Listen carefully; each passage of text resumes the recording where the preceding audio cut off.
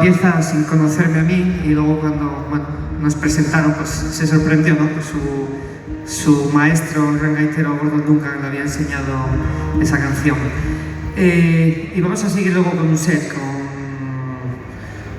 Gaites del Infierno, Barralín, varias composiciones y canciones que conocéis de Tejedor, que estuvimos aquí tocando hace unos años todavía. Así que gracias.